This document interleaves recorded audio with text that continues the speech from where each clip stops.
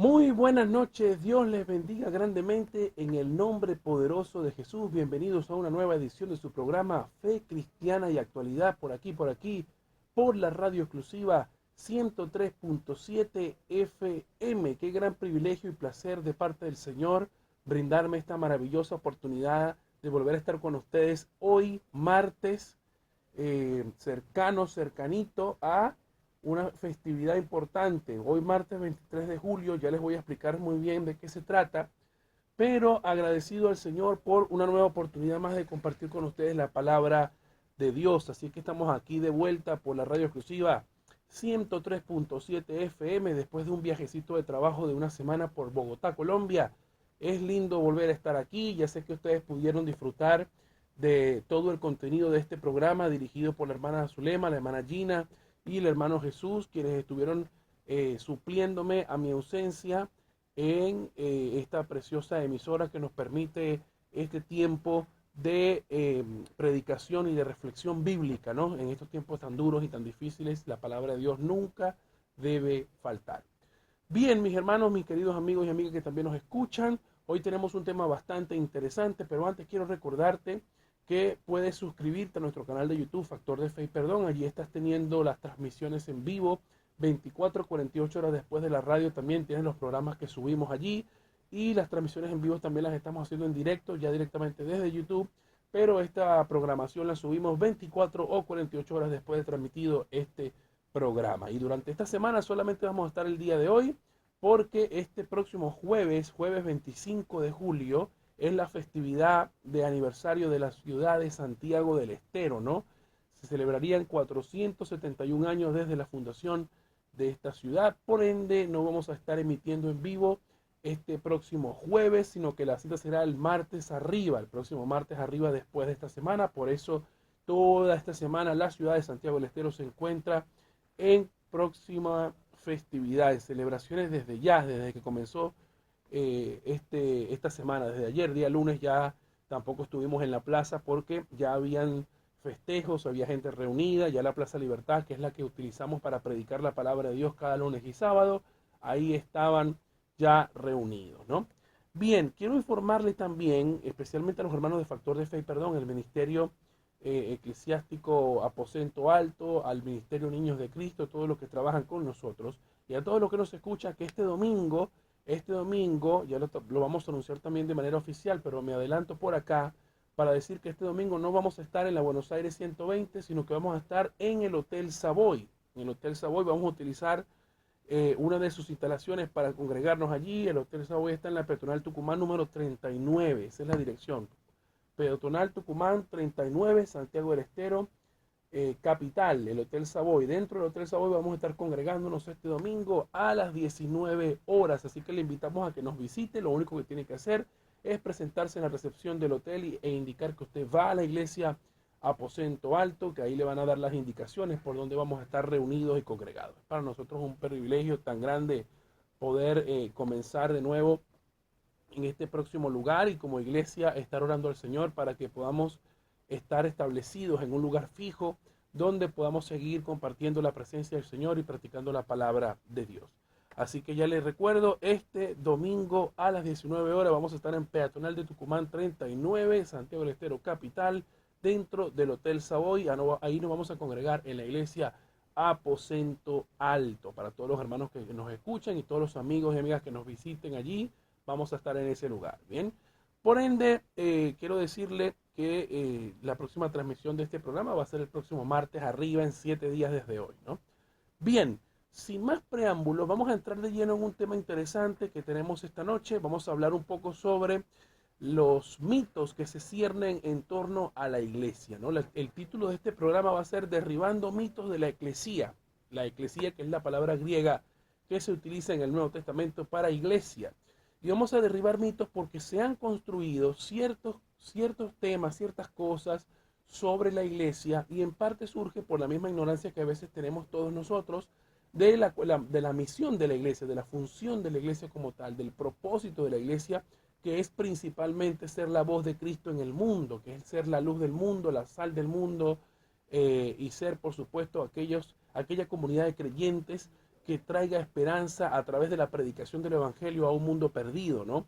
Entonces es necesario saber que la iglesia no es una institución religiosa, no es una institución más, sino que es ese cuerpo místico de Cristo que va, por supuesto, a revelar la voluntad de Dios para el mundo y ser la voz reveladora de Cristo en la tierra, ¿no? Esa es una de las definiciones de la iglesia, ¿no?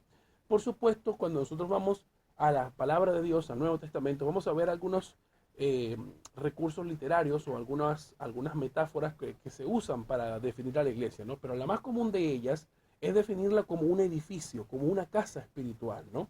La iglesia asimisma se edifica a través de la predicación del Evangelio con la palabra de Dios y con los dones que el Espíritu Santo otorga a los creyentes, ¿no? Por ende, todo esto es aprovechamiento para que la iglesia crezca y pueda establecerse en un mundo caído, un mundo de tinieblas, donde es necesario que la iglesia vaya por las almas que se pierden, ¿no? Ahí es donde encaja la gran comisión del Señor Jesucristo a los apóstoles y a toda la iglesia en general en Mateo capítulo 28, versos 19 y 20, ¿no? Pero quiero que me acompañen unos pasajes interesantes porque hoy vamos a analizar con la palabra del Señor este tema de la iglesia, ¿no? Y vamos a derribar algunas cosas que se dicen acerca de la iglesia y por supuesto espero que todas las personas que nos estén escuchando puedan prestarnos atención para que hoy puedan sentirse un poco más edificados, aprender algo nuevo quizás. Y por supuesto quiero invitarte antes de comenzar a que si quieres participar de la radio, si quieres comentarnos algo, hacernos un pedido de oración, una pregunta o simplemente enviar un saludo, puedes hacerlo llamándonos al 385-425-5232, 425-0933 o escríbenos un mensaje de WhatsApp al 385 582 6280. Ahí estamos recibiendo también tus mensajes de WhatsApp, ¿no? También es importante recordarles que este mes de julio es el mes de aniversario no solamente del Ministerio Evangelístico Factor de Fe y Perdón, de donde nació la Iglesia Aposento Alto, sino también de la radio exclusiva 103.7 FM, porque el 11 de julio cumplimos un año desde que comenzaron las transmisiones en esta emisora y por eso estamos totalmente de festejo compartiendo con la provincia de Santiago este festejo de este ministerio hermoso que Dios nos ha permitido servir, ¿no? Y está siempre a su servicio.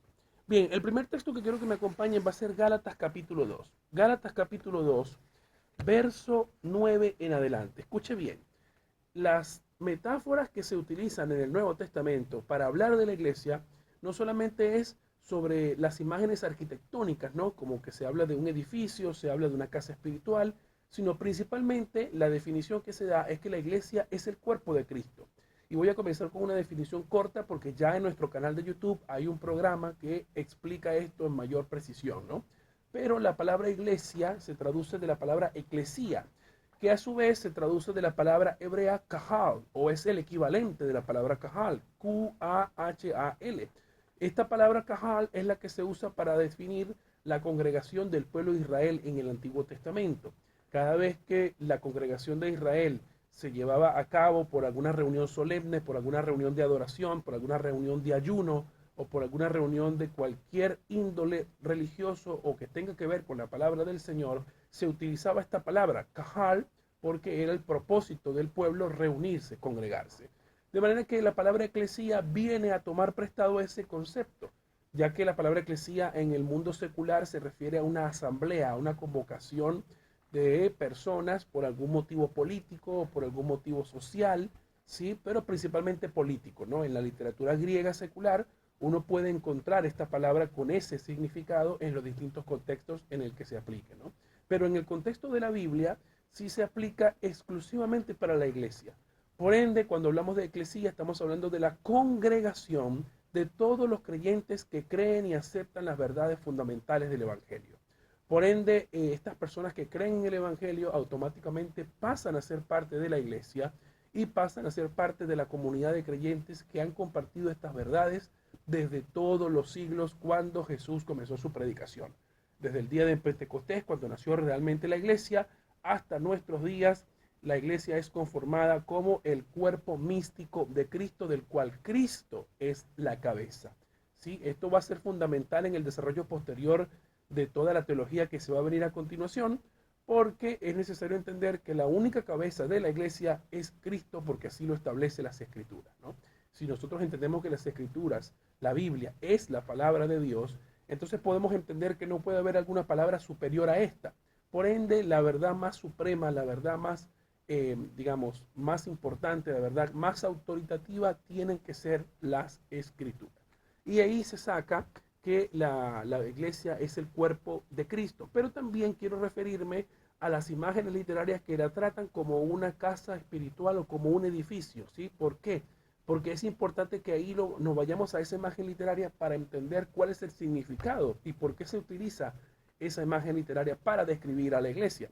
Primero quiero que nos vayamos a Gálatas capítulo 2, verso 9 en adelante. Mire lo que dice. Y leemos la palabra bajo la bendición del Padre, del Hijo y del Espíritu Santo. Y reconociendo la gracia que me había sido dada, Jacobo, que es Santiago, Cefas, que es Pedro, y Juan, que eran considerados como columnas, nos dieron a mí y a Bernabé la diestra en señal de compañerismo para que nosotros fuésemos a los gentiles y ellos a la circuncisión. O sea, aquí se había producido una especie de acuerdo entre los apóstoles. En primer lugar, recordemos que el apóstol Pablo no tuvo un encuentro personal con Jesús de la misma forma que lo tuvieron los 12 apóstoles, los primeros 12 apóstoles. Tuvo un encuentro especial con Jesús cuando él se encontraba de camino a Damasco persiguiendo a la iglesia. Todos recordarán ese capítulo en Hechos capítulo 9, si mi memoria no me falla. Ahí es donde se narra la conversión de Saulo. Saulo pasa a ser Pablo después de tener un encuentro particular con nuestro Señor Jesucristo, ¿no? Y era necesario que su apostolado fuese aprobado y fuese reconocido más que todo, ¿no? Porque el apostolado, la aprobación del apostolado la da el propio Señor Jesucristo, pero el reconocimiento lo dan estas autoridades de la iglesia que se comportaban de manera que, como era la jerarquía de la iglesia en este tiempo, en este momento, era necesario que se reconociera también para que se dieran cuenta que tanto Pablo como Pedro estaban predicando el mismo evangelio, ¿no? Tanto Pablo, Pedro, Santiago y Juan, ¿no? Que son los tres que eran considerados las columnas. Nótese algo importante. Cuando se suelen citar citas de, de la lista de los apóstoles, siempre se suele citar a Pedro de primero en los evangelios. Sin embargo, aquí es curioso cómo el apóstol Pablo lo cita de segundo, porque la intención de Pablo aquí no es determinar quién es más grande que quién, sino más bien determinar quiénes eran considerados columnas que pudiesen reconocer realmente el apostolado de Pablo y el trabajo misionero de Bernabé, ¿no? Entonces, aquí va la primera imagen, columnas. Una columna, ¿cuál es el propósito de una columna a nivel arquitectónico? Bueno, la columna tiene como propósito sostener una edificación. Por ende, aquí vemos que ni Pedro, ni Santiago, ni Juan son los que crean la verdad, sino que sostienen lo que ellos predican. Eso es importante que lo tengamos en cuenta, porque dentro de las distintas confesiones cristianas hay distintas cosmovisión y distinta definición de la iglesia. En algunas se dice que la iglesia es la que genera la verdad, la que dice lo que es verdad, mientras que en otras se sostiene que la escritura es la que dice la verdad y que la iglesia es la que predica esa verdad como consecuencia de lo que se revela en las escrituras. Lo próximo que quiero hablarles, el próximo pasaje es Efesios capítulo 2, verso 20. Esto lo conocen muchísimos. Dice, edificados sobre el fundamento de los apóstoles y profetas, siendo la principal piedra del ángulo Jesucristo mismo, en quien todo el edificio bien coordinado va creciendo para ser un templo santo en el Señor, en quien vosotros también sois juntamente edificados para morada de Dios en el Espíritu. Entonces, este pasaje es importante, es muy importante, porque derriba dos mitos. Número uno, que la iglesia tiene un fundamento de su edificación. ¿Qué quiere decir esto? Que la iglesia se empezó a construir por el fundamento doctrinal de los profetas y apóstoles que comenzaron a revelar la doctrina y la verdad de Dios, que luego llegó a nosotros a través de las escrituras, y que ahí empezó la iglesia a edificarse, ahí empezó la iglesia a utilizarse como un edificio arquitectónico, ¿no? Con esa imagen literaria. Por ende, ahí empieza lo que es la iglesia a crecer, ¿no? Este fundamento sirve para que todo el que se quiera edificar sobre el fundamento vaya siendo construido a través de la presencia del Espíritu Santo en Dios. Eso es lo que dice lo demás, el verso 22, en que ustedes también son juntamente edificados para morada de Dios en el Espíritu. O sea, mire qué importante es el verso 22 del capítulo 2 de Efesios. Por ende, no puede haber otro fundamento colocado. Estamos hablando del siglo I, cuando la iglesia empezó a nacer, empezó a crecer. se fundamentó en la doctrina de los profetas y de los apóstoles, quienes eran las personas encargadas no solamente de expandir el Evangelio de Cristo, sino también de transmitirnos la verdad revelada de Dios para la iglesia y para dejarla por escrito, de manera que nosotros hoy en día, por la inspiración del Espíritu Santo en estos hombres que escribieron las Escrituras, podamos llegar a tener el conocimiento pleno de la verdad en las Escrituras. Por eso, ahí nosotros somos edificados y crecemos en el Espíritu gracias a lo que los apóstoles y profetas establecieron allí. Entonces, el primer mito que tenemos que derribar es el siguiente. Sigue siendo vigente apóstoles y profetas en el día de hoy, la cual es una pregunta bastante interesante. La respuesta sencilla es, bueno, si los apóstoles y profetas siguen estando vigentes hoy, entonces quiere decir que la iglesia todavía no se ha construido en estos 2000 años. ¿Por qué? Porque seguimos en el mismo fundamento, dado que la Biblia dice que nosotros tenemos que ser edificados en el fundamento de los apóstoles y profetas. O una segunda visión podría ser, si esto es así, entonces esto quiere decir que estos apóstoles y profetas del día de hoy tienen otro fundamento que no es el fundamento que el Nuevo Testamento nos enseña. ¿Por qué? Porque los apóstoles tenían esa visión o tenían esa encomienda de parte de Dios de generar el fundamento de la iglesia. Entonces estamos diciendo dos cosas que son importantes para poder entender por qué no hay apóstoles y profetas en el día de hoy. Ahora, esto es un tema un poco más amplio que no le haría justicia quedarnos aquí, pero lo vamos a desarrollar en próximas transmisiones. Hoy nos vamos a concentrar en las imágenes literarias que son utilizadas en las escrituras para referirnos a la iglesia, ¿no? Entonces, de manera que en estos 2000 años nosotros hemos construido la iglesia a través de este fundamento. De hecho, si usted va un poco más atrás a Hechos capítulo 2, si usted me acompaña en Hechos capítulo 2, ahí vamos a ver cómo la iglesia primitiva, ella perseveraba en lo que los apóstoles le enseñaban, ¿no? Y ahí se estaba cumpliendo lo que Pablo posteriormente diría, que es el fundamento, ¿no? En Hechos capítulo 2, o sea, Hechos capítulo 2, verso 42 dice, y perseveraban en la doctrina de los apóstoles, en la comunión de unos con otros, en el partimiento del pan y en las oraciones. Es decir, que ha sido dejado a nosotros esta joya que es el Nuevo Testamento, ha sido dejado para nosotros para que pudiésemos también edificarnos en el mismo fundamento en el que fueron edificados los apóstoles y los primeros cristianos después de Pentecostés. Bien, entonces derribado ese primer mito, hay un segundo mito que se levanta. La iglesia tiene autoridad al igual que las escrituras. Ese es el segundo mito, o mejor dicho, segunda premisa o segundo postulado que se suele hacer. Y para derribar ello, vámonos a 1 Timoteo 3.15. Vámonos a ir a 1 Timoteo 3.15. 1 Timoteo 3.15 dice lo siguiente. Dice, 1 Timoteo 3.15 dice, para que si tardo, vamos a leer desde el 14, ¿no? Esto te escribo aunque tengo la esperanza de ir pronto a verte, para que si tardo sepas cómo debes conducirte en la casa de Dios. Ahí utiliza el apóstol Pablo la figura de una casa, que es la iglesia del Dios viviente. Miren lo que dice, columna y baluarte de la verdad. O sea, Pablo interpreta que la iglesia es la columna y baluarte de la verdad. Entonces, ¿qué es la función de la columna? La columna nuevamente sostiene un edificio, una edificación, una casa. Por ende, Pablo entiende que la iglesia es la que sostiene el evangelio. Si usted sigue leyendo la segunda parte del texto, ahí va a decir, grande es el misterio de la piedad. Dios fue manifestado en carne, justificado en el Espíritu, visto de los ángeles, predicado a los gentiles, creído en el mundo y recibido arriba en gloria. Por ende, esa verdad que está ahí escrita es sostenida por la iglesia. Esto lo que quiere decir es que la iglesia no crea la verdad, ni tampoco dice qué cosas son verdad o qué cosas son mentira, sino que ella se basa en la palabra de Dios para concluir una verdad que ya ha sido revelada a través de las Escrituras.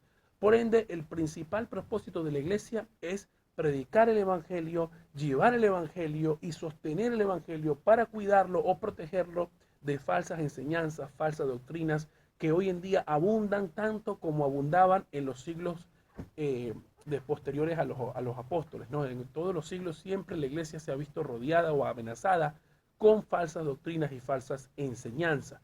Por eso es necesario que la escritura esté a nuestra disposición para que a través del Espíritu Santo podamos discernir lo que viene de Dios y lo que no viene de Dios. Y la enseñanza que está acá escrita, que es clara, al estudiarla, al profundizarla, podemos llegar a la conclusión certera de que la doctrina que los mismos primeros cristianos enseñaron y creyeron, pues está hoy a nuestra disposición. Se trata del mismo evangelio que ellos recibieron y que hoy encontramos en las páginas del Nuevo Testamento.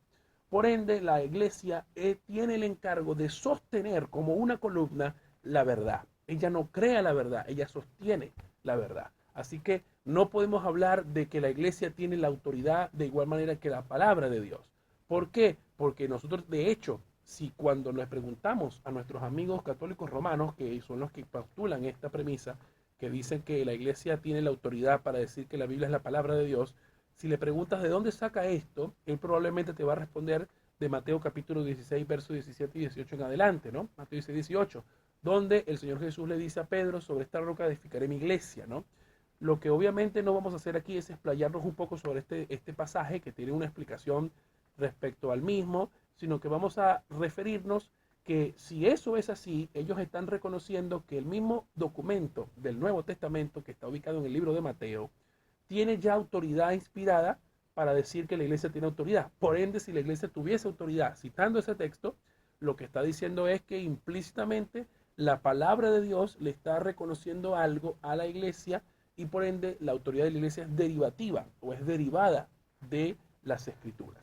Con esto que quiero decir para que podamos hacerlo un poco más simple, que al fin y al cuentas la Biblia y la palabra de Dios es la que determina la verdad de las cosas o la que otorga la autoridad, porque yo estoy sacando una conclusión de un texto y no estoy diciendo que la iglesia es la que determine la palabra de Dios, sino que la palabra de Dios es la que determina a la iglesia. ¿Cómo es eso? Porque la palabra de Dios me dice, me enseña cuáles son los requisitos para ser iglesia o qué es lo que debo hacer para ser salvo o para ser, digamos, identificado dentro de la comunidad eclesiástica. ¿Qué debo hacer? ¿No? Ya la palabra de Dios me lo dice. Y por ende, ese mito de que la iglesia tiene la autoridad en las escrituras también se derriba.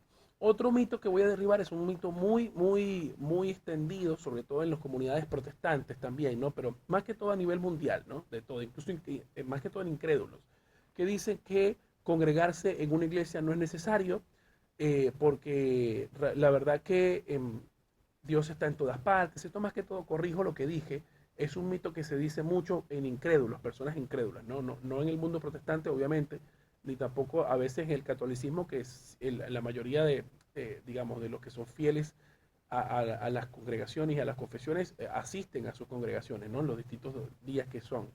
Pero los incrédulos más que todo dicen que no es necesario congregarnos ni buscar de Dios porque Dios está en todas partes, ¿no? Pero respecto a esto, es importante saber cuál es la función también de la iglesia para la comunidad creyente. Yo hablé en unos minutos cuál es la función de la iglesia para con el mundo, pero también es necesario entender cuál es la función de la iglesia para con los creyentes, para aquellos que verdaderamente han aceptado las verdades reveladas en las escrituras y que se están preparando para hacer luz y sal en el mundo, ¿no? Bueno, nosotros no buscamos a Cristo en la iglesia, sino que realmente la iglesia es esa congregación donde recibimos palabra de Dios, donde nos congregamos en comunión con nuestros hermanos, donde oramos los unos por los otros, donde verdaderamente nos edificamos en la casa del Señor para poder recibir nuevas fuerzas, para adorar al Señor por lo que es y no por lo que hace, para buscar de Dios, para alimentarnos, para crecer espiritualmente y para fortalecernos como comunidad. Es importante saber esto. Debemos fortalecernos como comunidad. El ser humano es un ser comunitario, no es un ser solitario. Por ende, la iglesia misma rescata esta imagen al mismo significado de la palabra eclesía. Por eso la palabra eclesía es la congregación. Yo solo soy iglesia, sí, solo soy iglesia, pero no soy una iglesia completa si no estoy en comunión con mis hermanos. Juan 13:35 dice, en esto conocerán que son mis discípulos, en que se amen los unos a los otros. Y Jesús, cuando instituyó la Santa Cena, durante su última cena, antes de ser entregado, Él nos había dejado un mandamiento nuevo. Ámense los unos a los otros, ámense como yo los he amado. Es un mandamiento que Él nos deja y que por ende nosotros como comunidad enriquecemos ese amor al congregarnos.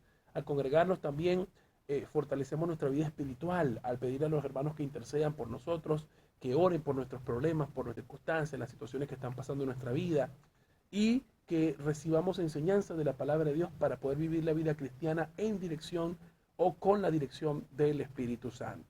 Entonces la iglesia tiene esa función para con los hermanos en Cristo, no para adentro, no para afuera. Para afuera sabemos ya que es la predicación del Evangelio, es las buenas nuevas, es la presentación de luz sobre una sociedad que está en tinieblas, pero para adentro es la edificación mutua, es el recibimiento de la palabra del Señor, la adoración comunitaria y la comunión de unos con otros como hermanos, ¿no? Ahí es donde encontramos nuestro propósito, nuestro significado, ¿no? Bien, ese es el tercer mito que vamos a derribar, de que Dios nada más está encerrado en la iglesia. No, por supuesto que Dios está en todas partes. Yo creo que todas las confesiones cristianas lo creen. Incluso toda persona teísta cree que hay un Dios omnipresente que está en todas partes y que no se ubica únicamente en un espacio geográfico o un espacio físico, ¿no? Eso está bien, eso realmente es así. Cuarto mito que voy a derribar es que la iglesia tiene que congregarse en un día específico, o sea que solamente hay un solo día para que nos congreguemos en la iglesia. Y esto también es falso, dado que la evidencia interna del Nuevo Testamento postula o sostiene que los primeros cristianos se congregaban el primer día de la semana. Eso sería el equivalente en nuestro calendario al día domingo.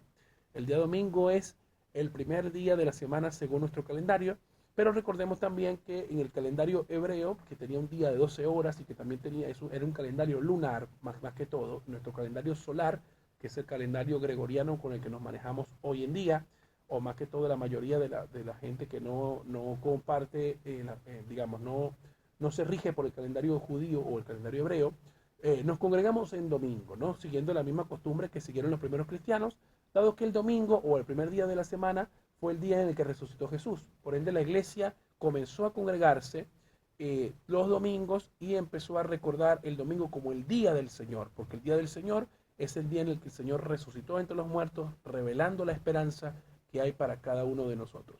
Pero esto no quiere decir que yo no me pueda reunir el día sábado, o el día viernes, o el día lunes, o el día martes. Todos los días han pasado a ser santos porque ahora no hay un día específico o no hay una norma obligatoria que me obligue a mí a reunirme cierto específico día, ¿no? Por lo menos en el Nuevo Testamento los apóstoles no tuvieron esa enseñanza. Por ahí puede decirse que Pablo se reunía los sábados o que iba a cada ciudad a predicar el Evangelio y se congregaba los sábados. Por supuesto, si nosotros hacemos un estudio profundo de este tema, sabemos que Pablo sí se congregaba los sábados porque era el día que los judíos se reunían y Pablo se congregaba con ellos a fin de poder predicarle el Evangelio, ¿no?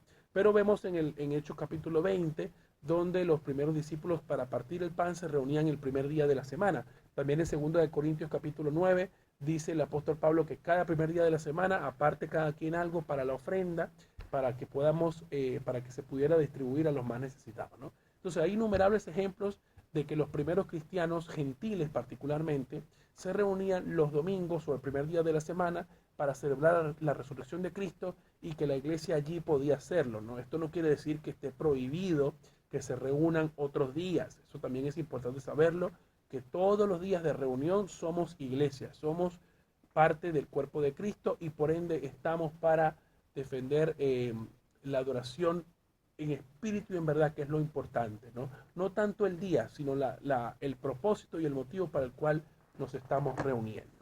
Muy bien, mis amados hermanos y amigos en Cristo, ya estamos en la primera pausa, el tiempo pasa volando.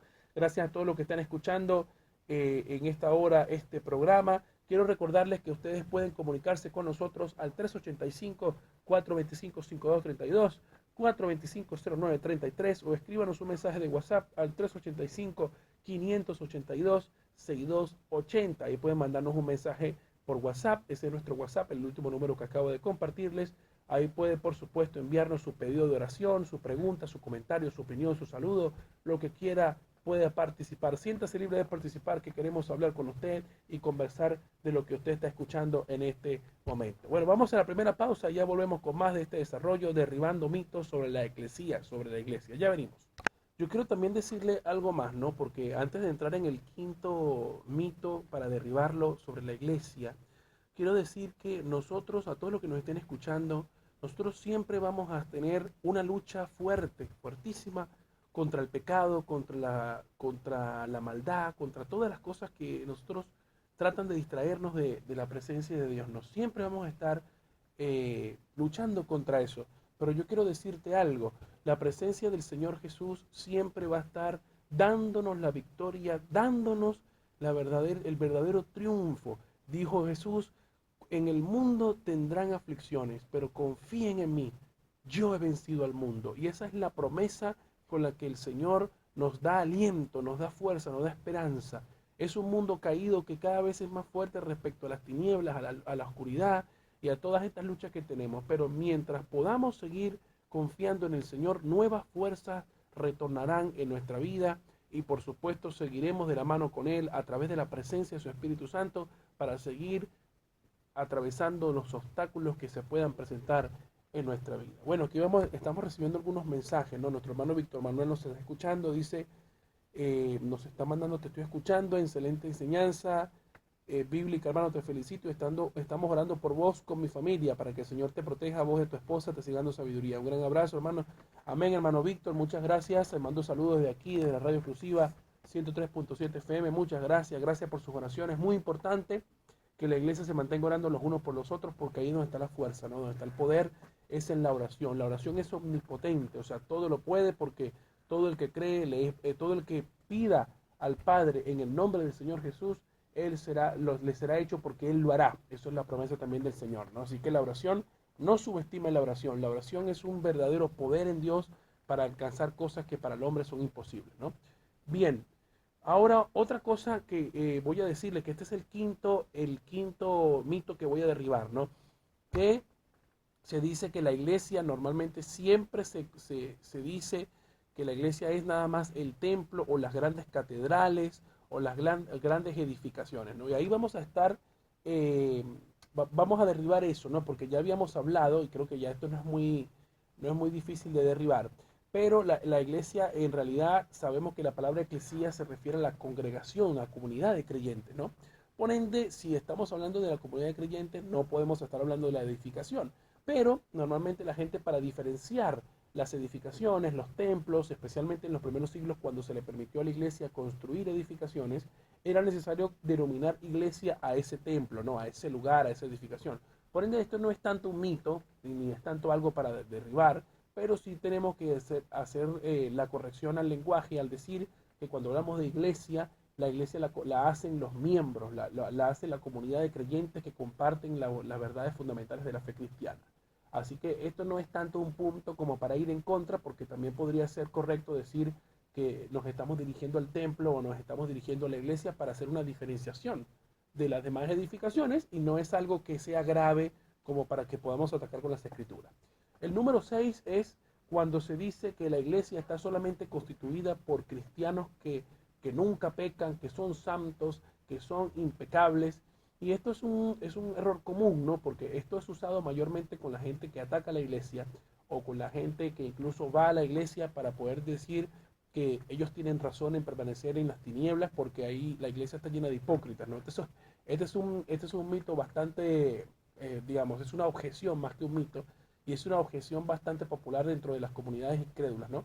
Donde se dice que para qué van a ir a la iglesia, si el pastor se lleva los diezmos, se lleva la ofrenda, a esto está lleno de hipócritas, todos son pecadores secretos ahí porque van a fingir que están bien, mientras después el resto de la semana tienen una vida mundana, ¿no? Entonces, esto es una de las objeciones que a veces nos encontramos en la calle cuando estamos predicando la palabra, cuando estamos evangelizando, o básicamente también se da o se produce en nuestro círculo íntimo, ¿no? En nuestro núcleo familiar también, algunas personas que no creen que comparten esta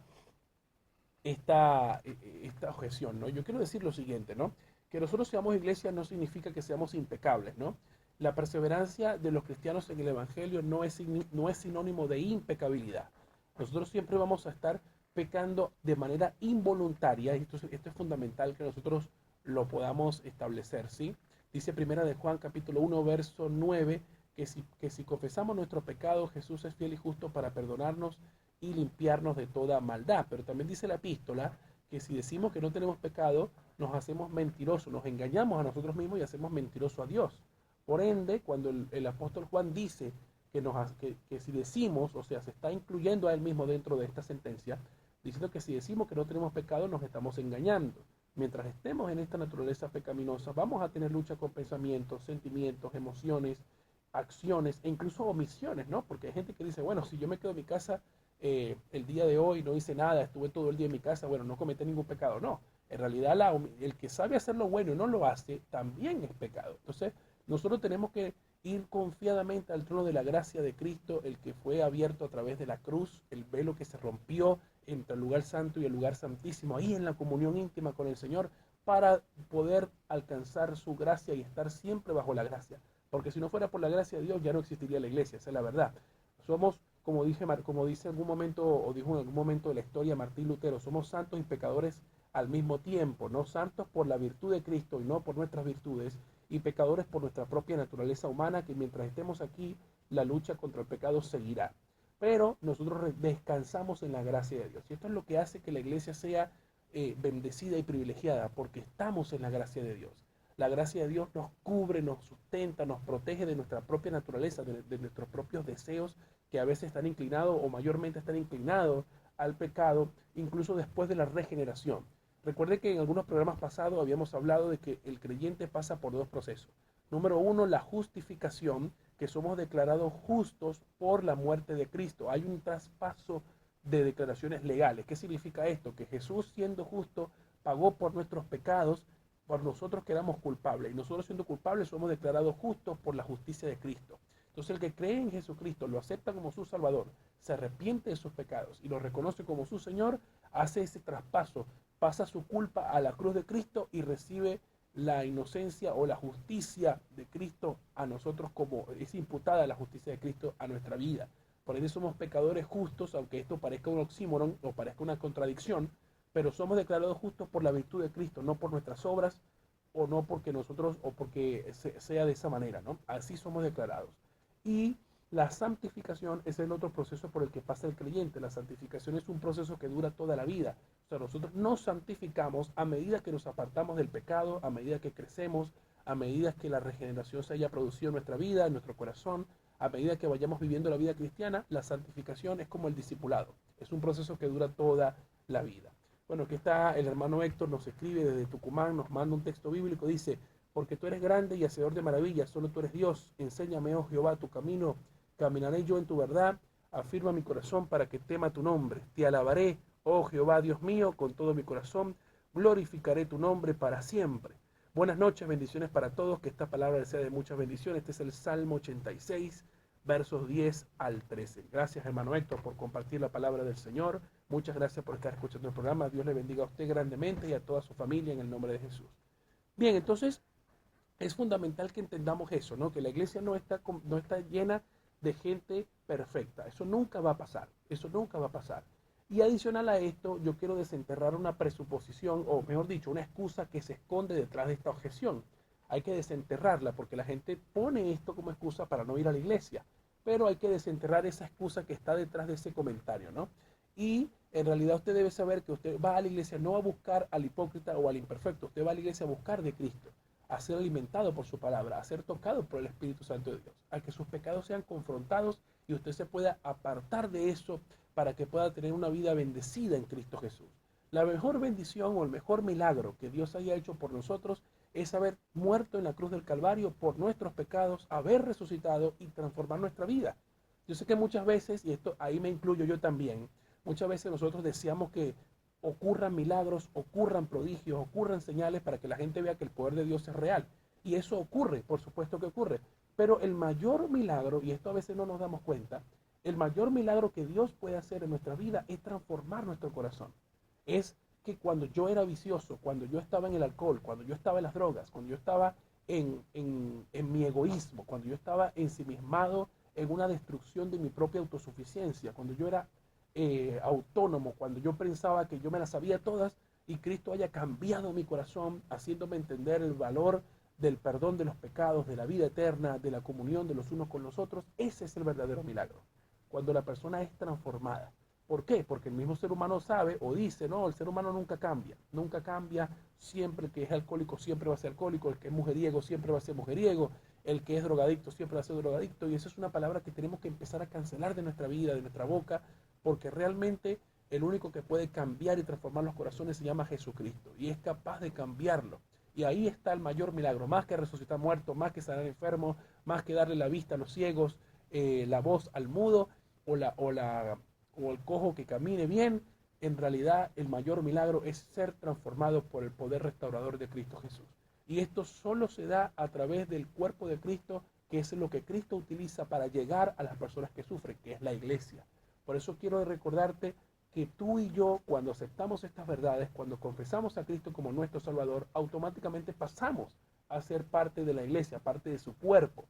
Y muchas veces olvidamos estas verdades, por eso estamos constantemente metidos en contiendas, en celos ministeriales, en envidias, en iras y peleados los unos con los otros, cuando no terminamos de entender estos conceptos que son realmente básicos, que son fundamentales para la edificación de la iglesia de Cristo Jesús, porque la iglesia somos todos. La iglesia somos cada uno de nosotros que aceptamos estas verdades fundamentales que están ya reveladas en las Escrituras. Por eso no podemos hablar de una jerarquía tiránica o monárquica, y esto lo digo en función de que hace pocos días salió, no sé si ayer o anteayer, salió las noticias que el Papa Francisco cambió la sede primada de Buenos Aires, la cambió aquí a Santiago del Estero, aquí donde estamos nosotros. Fíjense qué tremenda noticia esto, ¿no?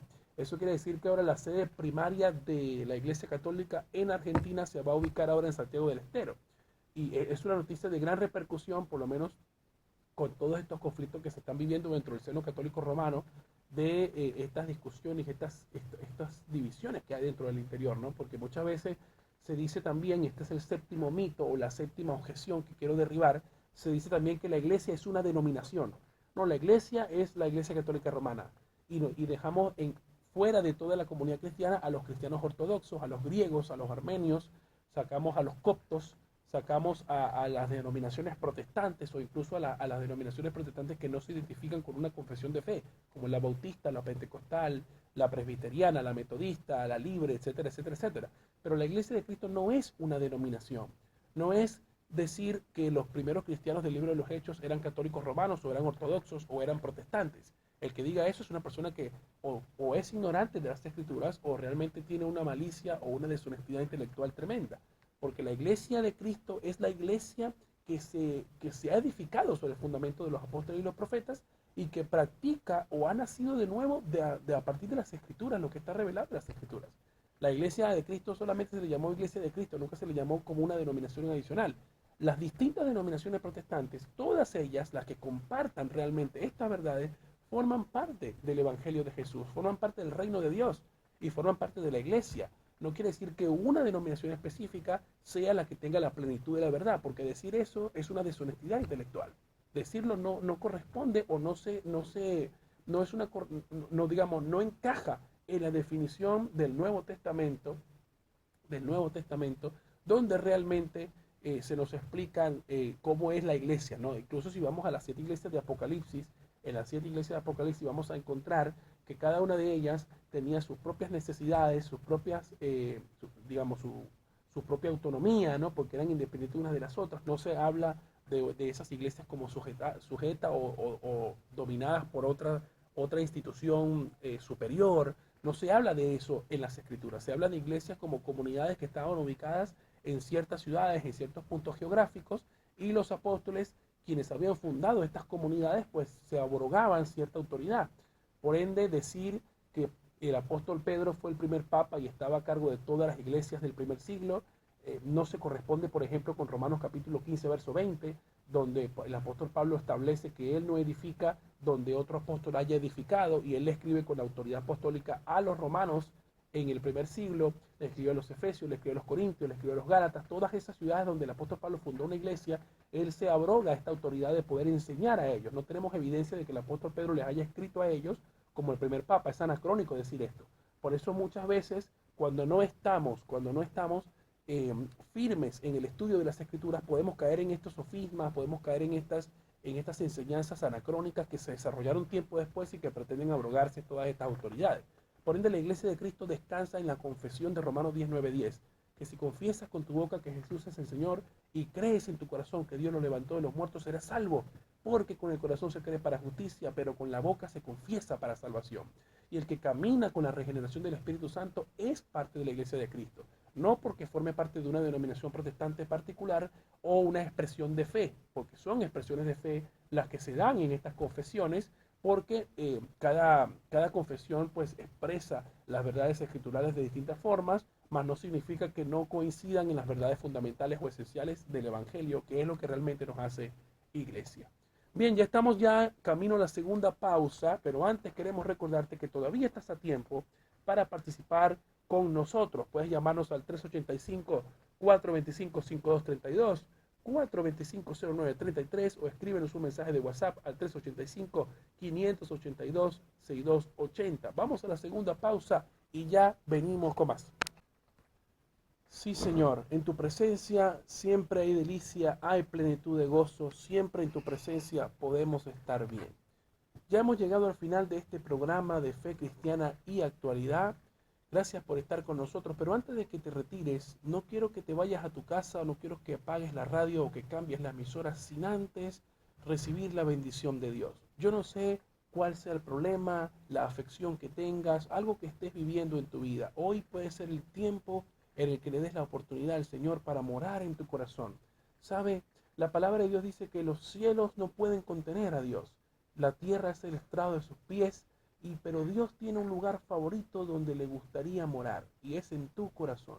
Que tu corazón sea el lugar que el Espíritu Santo de Dios elija para morar es un privilegio de grandes proporciones. Por ende, hay un antes y un después en nuestra vida cuando esto acontece, cuando esto ocurre. Y yo quiero que tú experimentes el gozo, la gracia y el amor de Dios al permitirle al Señor morar en tu corazón. Para poder hacer esto posible, no importa qué problema tengas, no importa cuántos pecados hayas cometido, yo no estoy aquí para juzgarte. Dice la palabra en Juan 3:17 que Dios no envió a su Hijo al mundo para condenar al mundo, sino para que el mundo sea salvo por él. Yo quiero invitarte a que hagas esta oración conmigo y que a través de esta oración pueda ser un comienzo, un inicio de una regeneración en tu corazón y en tu vida para que Dios sea obrando en tu vida y en tu mente, para que el Señor pueda verdaderamente hacer un antes y un después en ti. Así que te pido que repitas esta oración con fe ahí donde tú estás, aférrate a esa fe maravillosa para que Dios cambie tu realidad. Ya basta de sufrir en silencio, ya basta de seguir llorando, buscando respuestas. Hoy ha llegado la salvación a tu casa, a tu vida, para que la palabra del Señor produzca en ti frutos de arrepentimiento y fruto de crecimiento en el Señor. Así que repite después de mí: Señor Jesús, en esta hora yo te doy gracias por hablar a mi vida. Me arrepiento de mis pecados. Yo sé, Señor, que moriste por mí en la cruz del Calvario y resucitaste al tercer día. Yo te acepto como mi único y suficiente Señor y Salvador de mi vida. A partir de hoy, entra en mi vida, cámbiala, transfórmala y enséñame a vivir contigo desde hoy y para siempre. En el nombre de Jesús. Amén. Si hiciste esta oración, déjame recordarte que dice la Biblia en Romanos 10:9-10, que si confiesas con tu boca que Jesús es el Señor y crees en tu corazón que Dios lo levantó de los muertos, serás salvo, porque con el corazón se cree para justicia, pero con la boca se confiesa para salvación. Y también dice la palabra que Jesús dijo: todo el que me confiese delante de los hombres, yo le confesaré delante de mi Padre. Si no pudiste sintonizar este programa desde el comienzo, quiero recordarte que puedes visitar nuestro canal de YouTube Factor de Fe y Perdón. Suscríbete, dale like, activa la campanita de notificaciones para que te lleguen todas las notificaciones cuando subamos una emisión directa o cuando estemos en vivo ahí transmitiendo, porque ya estamos haciendo transmisiones en vivo. Todas las transmisiones por Radio Exclusiva 103.7 FM las subimos entre 24 y 48 horas después de su transmisión. Así que no te pierdas de ningún contenido que estamos subiendo allí, no te pierdas ninguna de las bendiciones de estos programas. Así que te pido por favor que nos visites en nuestro canal de YouTube Factor de Fe y Perdón. Y esta semana vamos a estar en el Hotel Savoy, Peatonal Tucumán número 39. Esa es la dirección dentro del Hotel Savoy. Vamos a estar congregándonos como iglesia, la iglesia Aposento Alto. Invitamos a toda la familia, a todos los amigos. Acércate juntos como iglesia para congregarnos y buscar de la presencia del Señor. Así que nos vemos dentro del Hotel Savoy en Peatonal Tucumán 39, iglesia Aposento Alto. Gracias por estar con nosotros y la cita es hasta el próximo martes. Que Dios te bendiga. Hasta la próxima.